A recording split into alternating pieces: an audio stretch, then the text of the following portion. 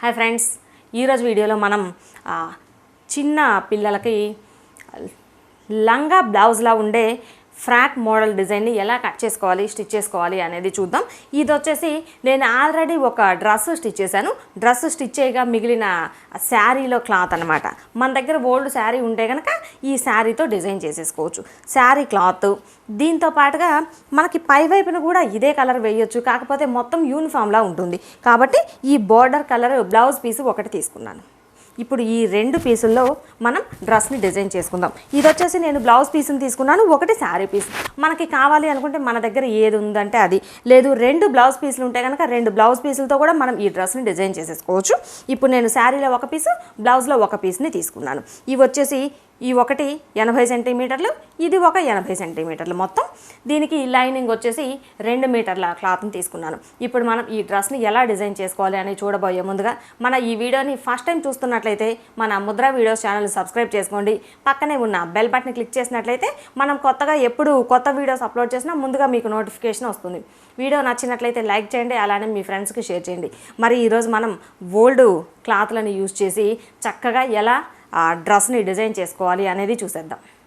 ఫ్రాక్ని cut చేయడానికి first మనం ఫ్రాక్లో కింద ఫ్రాక్ పీస్కి వచ్చేసి 80 సెంటీమీటర్ల క్లాత్ని తీసుకున్నాం కదా, ఇదే 80 సెంటీమీటర్ల లైనింగ్ పీస్ని తీసుకోవాలి. ఈ మొత్తం 2 మీటర్ల క్లాత్లో నుండి 80 సెంటీమీటర్ల క్లాత్ని కట్ చేసేసుకోవాలి.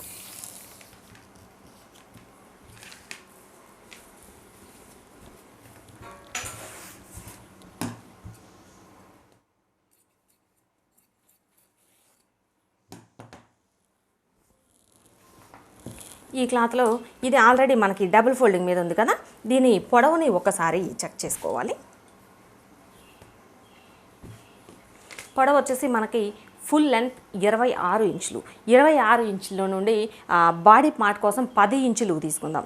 10 ఇంచులు మైనస్ చేసేస్తే మనకి 16 ఇంచులు వస్తుంది.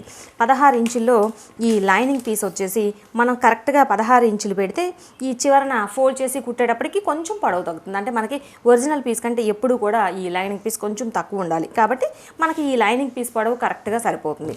ఇలా సరిపోయినప్పుడు ఇక మనం దీనిని ఏమీ కట్ చేయాల్సిన అవసరం లేదు. మధ్యలో ఈ జాయింట్ని ఓపెన్ చేసేసుకుంటే మనకి ఫ్రంట్ పార్ట్లో ఒక పీసు, బ్యాక్ పార్ట్లో ఒక పీసు సరిపోతుంది. ఇలా 2 పీసులు వచ్చేలా ఈ లైనింగ్ పీస్ని కట్ చేసుకోవాలి. ఇప్పుడు మనం ఈ ఫ్రాక్ పీస్ని తీసుకోవాలి. ఈ పీస్ని కూడా మనకి ఎలాగో ఈ 2 వైపులా బార్డర్ వచ్చింది కాబట్టి ఒక పీస్ వచ్చేసి ఫ్రంట్ పార్ట్లో, ఇంకొక పీస్ వచ్చేసి బ్యాక్ పార్ట్లో వచ్చేట్టుగా చూసుకుంటే సరిపోతుంది. 16 ఇంచులు కదా, 16 ఇంచులు ఈ ఒరిజినల్ పీస్ మాత్రం కొంచెం ఎక్కువ తీసుకోవాలి. ఈ చివరన ఫోల్డ్ చేసి కుట్టడం కోసం ఒక 1 ఇంచ్ ఎక్కువ తీసుకుంటే మనకి సరిపోతుంది. ఈ చివరన ఒక 1 ఇంచ్, పై వైపున ఖర్చు కోసం ఒక 1/2 ఇంచ్, అంటే 16 ఇంచులు 17.5 ఇంచుల దగ్గర మార్కింగ్ చేసేసుకొని ఈ స్ట్రైట్గా కట్ చేసేసుకోవాలి.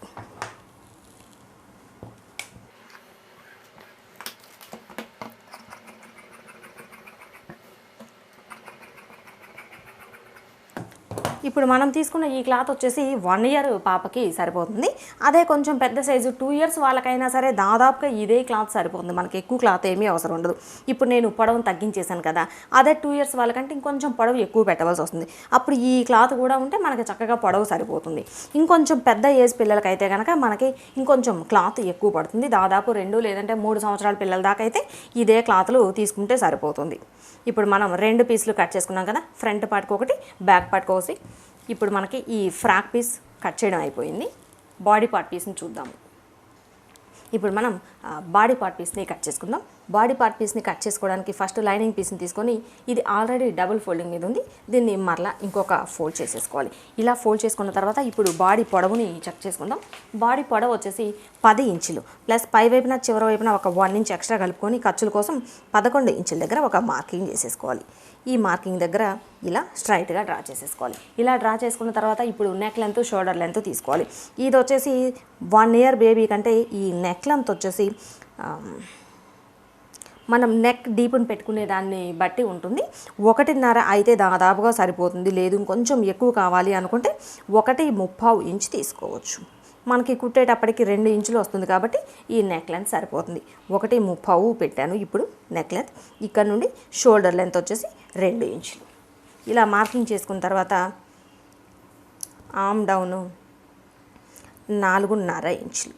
4.5 ఇంచుల దగ్గర మార్కింగ్ చేసేసి ఇలా స్ట్రైట్గా తీసుకొని ఈ 2 గీతలకి మధ్యలో ఒక 1/2 ఇంచ్ ఉండేలా పెట్టుకొని రౌండ్ చేసేసుకోవాలి.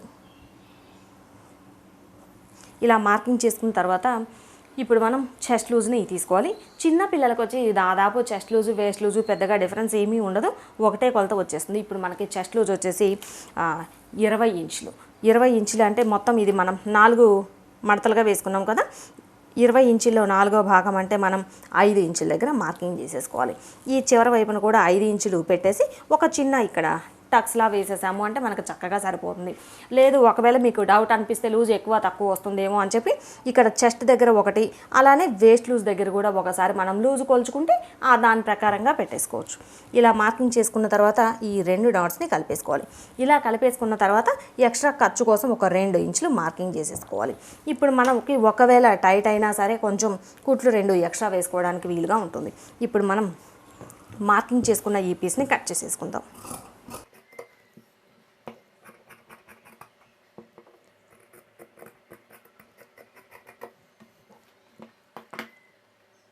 మనకి బాడీ పార్ట్లో కొంచెం ఇలా చివరన క్రాస్ తీసుకుంటే ఒక 1/2 ఇంచు మనకి ఇలా 1/2 ఇంచ్ క్రాస్ తీసుకుంటే మనకి ఈ బాడీ దగ్గర ఫిట్టింగ్ చూడటానికి బాగుంటుంది. అందుకోసం జస్ట్ ఇలా చిన్న ముక్క క్రాస్గా తీసేసేయాలి. ఇలా క్రాస్గా తీసుకున్న తర్వాత ఇప్పుడు ఈ నెక్ లెంత్కి షోల్డర్ లెంత్కి మధ్యలో చిన్న టక్స్ పెట్టేసుకోవాలి.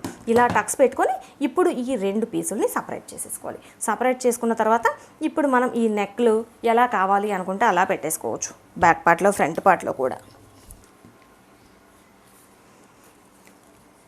ఇప్పుడు వచ్చేసి బ్యాక్ పార్ట్లో నెక్ డౌన్ కోసం 3 ఇంచులు మార్కింగ్ చేశాను. ఇలా మార్కింగ్ చేసేసి రౌండ్ చేసేసుకోవాలి. రౌండ్ చేసుకున్న తర్వాత ఈ పీస్ని కట్ చేసుకోవాలి.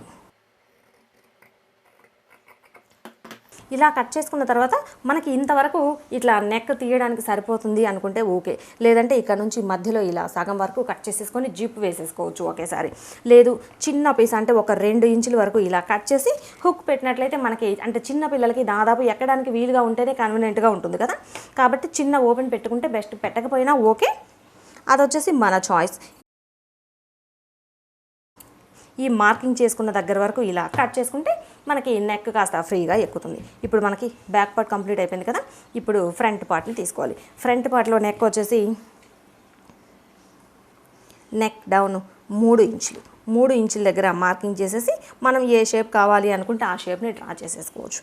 ఇప్పుడు నేనైతే అది వీ లాగా అంటే మనకి ఫుల్ రౌండ్ కాదు, జస్ట్ వీ లాగా మార్కింగ్ చేసేస్తున్నాను. ఇలా మార్కింగ్ చేసిన తర్వాత ఒకేసారి ఫ్రంట్ పార్ట్లో ఒక 1/2 ఇంచ్ లోతు తీసుకుంటే మనకి ఫ్రంట్ పార్ట్లో ముడత ఏమీ రాకుండా ఉంటుంది. ఇప్పుడు మనం మార్కింగ్ చేసుకున్న ఈ 2 పీసుల్ని కట్ చేసుకోవాలి.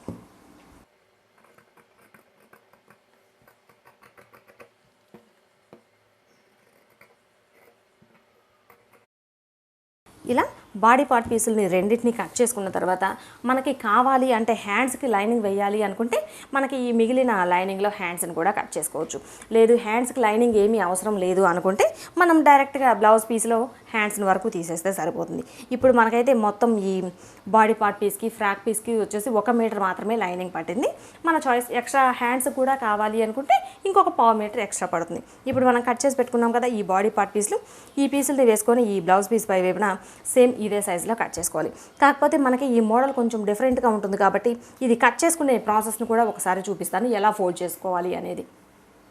ఇప్పుడు మనకి ఈ బ్లౌజ్ పీస్ అయితే మొత్తం పడుతుంది, ఎందుకంటే పై వైపున డిజైన్ వేసుకుందాం అనుకున్నాం కదా, దీనికి ఒక చివరి నుంచి ఫోల్డ్ చేసుకుంటే ఈ బ్లౌజ్కి ఫ్రాక్కి మధ్యలో ప్రిల్స్లా డిజైన్ పెట్టడం కోసం ఈ పీస్ని వాడటానికి సరిపోతుంది. అందుకోసం ఈ పీస్ని ఒక చివరి నుండి మాత్రమే ఇలా ఫోల్డ్ చేశాను. ఇలా ఫోల్డ్ చేసుకున్న తర్వాత కట్ చేసుకున్న ఈ బ్యాక్ పార్ట్ పీసు ఫ్రంట్ పార్ట్ పీసులు వేసుకొని సేమ్ ఇదే సైజులో కట్ చేసేసుకోవాలి. ఇలా ఈ 2 పీసుల్ని కట్ చేశాను. ఈ 2 పీసుల్ని కట్ చేసిన తర్వాత ఈ పీసుల్ని పక్కన పెట్టేసుకొని ఇప్పుడు మనం ఇక్కడ వచ్చేసి హ్యాండ్స్ని తీసుకోవాలి. మనకి బుట్ట హ్యాండ్స్ కాబట్టి ఈ ఫోల్డింగ్ మరలా మారుతుంది. ఒకసారి చూద్దాం ఎలా ఫోల్డ్ చేసుకోవాలని. ఈ పీస్ని ఇలా చివరి దాకా తీసుకొని దీనిని ఇలా డబల్ ఫోల్డ్ చేసుకోవాలి. మనకి ఇక్కడ హ్యాండ్ పొడవు వచ్చేసి ఎంత కావాలి అనుకుంటే అంత పొడవుని ఇలా ఫోల్డ్ చేసేసుకుంటే సరిపోతుంది. హ్యాండ్ పొడవు వచ్చేసి చిన్న పిల్లలకే కాబట్టి దాదాపుగా 2.5 లేదంటే 3 ఇంచులు సరిపోతుంది. మనకి హ్యాండ్ పొడవు వచ్చేసి 2.5 ఇంచులు. 2.5 ఇంచులు ప్లస్ మరి ఫుల్గా పఫ్ రావాలి అంటే పైవైపున ఒక 3 ఇంచులు ఎక్స్ట్రా తీసుకుంటే మనకి చక్కగా బాగా ఇలా బుట్టలా వస్తుంది. అందుకోసం ఒక 3 ఇంచులు ఎక్స్ట్రా మార్కింగ్ చేసేసుకుంటున్నాం. ఇది వచ్చేసి మనం హ్యాండ్ పొడవు ఎంతైతే పెట్టుకుంటామో పెట్టుకున్న పొడవుకి ఒక 3 ఇంచులు ఎక్స్ట్రా తీసుకోవాలి. ప్లస్ పై వైపున చివరి వైపున ఖర్చుకు ఎక్స్ట్రా కావాలి కదా, ఖర్చు కోసం వచ్చేసి ఒక 1 ఇంచ్ ఎక్స్ట్రా తీసుకోవాలి. ఇలా మార్కింగ్ చేసుకున్న తర్వాత ఇప్పుడు మనం హ్యాండ్ లూజ్ని కొలుచుకోవాలి. హ్యాండ్ లూజ్ వచ్చేసి 9 ఇంచులు. 9 ఇంచులు అంటే మనం డబుల్ ఫోల్డింగ్ మీద 4.5 ఇంచుల దగ్గర మార్కింగ్ చేసేసుకోవాలి. ఇలా మార్కింగ్ చేసుకున్న తర్వాత ఈ చివరన కూడా మనకి పఫ్ రావడం కోసం 3 ఇంచులు ఎక్స్ట్రా మార్కింగ్ చేసుకోవాలి. ఇది కూడా అంతే, వచ్చిన పొడవుకి 3 ఇంచులు పై వైపునకి ఎలా అయితే మార్కింగ్ చేసామో సేమ్ అదేవిధంగా వచ్చిన లూజుకి ఎక్స్ట్రా 3 ఇంచులు మార్కింగ్ చేసేసుకోవాలి. అప్పుడు మనకి ఫుల్ పఫ్ వచ్చేస్తుంది. ఇలా మార్కింగ్ చేసుకున్న తర్వాత ఇప్పుడు మనం ఖర్చు కోసం ఎక్స్ట్రా 2 ఇంచులు పెట్టుకోవాలి. సైడ్ ఖర్చు కోసం ఇప్పుడు మనం మొత్తం ఈ హ్యాండ్ పొడవు ఉంది కదా, ఫస్ట్ మనం హ్యాండ్ పొడవు పెట్టుకున్నాం. ఇక్కడికి వచ్చేటప్పటికి ఇక్కడ 2.5 హ్యాండ్ పొడవు పెట్టాం. అంటే ఈ 2.5లో సగం మనం హ్యాండ్ కర్వ్ కోసం తీసుకోవాలి. అంటే 2.5లో సగం అంటే సుమారుగా 1.5 ఇంచు మాత్రమే మనం హ్యాండ్ కర్వ్ కోసం తీసుకుంటే సరిపోతుంది. ఇలా కర్వ్ కోసం తీసుకున్న తర్వాత ఇప్పుడు మనం ఇక్కడి నుండి ఇలా ఈ కర్వ్ కోసం ఇక్కడి వరకు మార్కింగ్ చేసేసుకుంటే సరిపోతుంది. ఇది వచ్చేసి ఎక్కువ దూరం ఇలా స్ట్రైట్గా తీయకూడదు. కనీసం అంటే సుమారుగా ఒక హాఫ్ దగ్గర వరకు ఇలా క్రాస్గా తీసి ఆ తర్వాత ఇక్కడ నుండి మనం ఇక్కడ ఈ కర్వ్ కోసం తీసుకున్నాం కదా, ఈ మార్కింగ్లోకి కలిపేసుకోవాలి. అప్పుడే మనకి ఇక్కడ చక్కగా ఈ పఫ్ అనేది నీట్గా వస్తుంది. ఎక్కువ ఇలా పైకి వచ్చేసింది అంటే మనకి పఫ్ హ్యాండ్ సరిగ్గా రాదు, మొత్తం అంతా పఫ్ ఇలా జారిపోయినట్లుగా అంత నీట్గా రాదు. అందుకోసం ఇలా మార్కింగ్ చేసేసుకోవాలి. ఇలా మార్కింగ్ చేసుకున్న తర్వాత ఇప్పుడు మనం ఈ పీస్ని కట్ చేసేసుకోవాలి.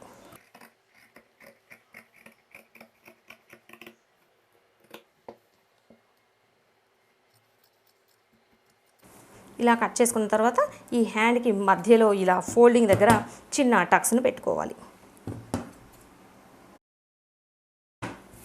ఇప్పుడు మనకి ఫ్రంట్ పార్ట్లో లోతు తీసుకోవాలి. ఈ లోతు వచ్చేసి మనం మొత్తం హ్యాండ్ని స్టిచ్ చేసిన తర్వాత అంటే ఇలా ప్రిల్స్ని కూడా పెట్టుకున్న తర్వాత ఫ్రంట్ పార్ట్లో లోతుని తీసుకుందాం. ఇప్పుడైతే ఏం తీయట్లేదు. ఇలా కట్ చేసుకున్న తర్వాత మిగిలిన ఈ పీస్లో అంటే ఇలా ఈ స్ట్రైట్ పీస్ని కింద వైపున కుచ్చిళ్ళు పెట్టడం కోసం తీసుకుంటున్నాను. ఇది వచ్చేసి మనకి ఎంత పొడవు వస్తే అంత పొడవు కట్ చేసుకుంటే ఫస్ట్ మొత్తం స్టిచ్ చేసేటప్పుడు ఎక్స్ట్రా ఏమైనా ఉంటే కట్ చేసేసుకోవచ్చు.